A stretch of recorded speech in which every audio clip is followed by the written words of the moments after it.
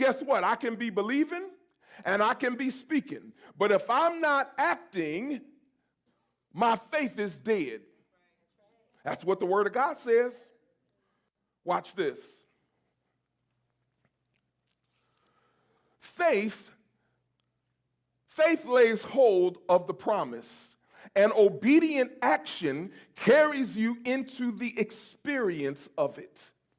Somebody say, my obedient action carries me into the experience of what I'm believing God for.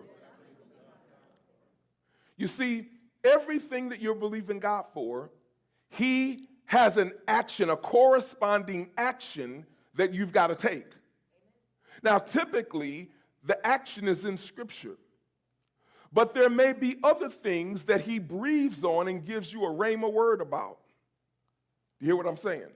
He may tell you to do this particular thing. Well, that's your obedient action, right? And as you do what God says do, you begin to experience the breakthrough.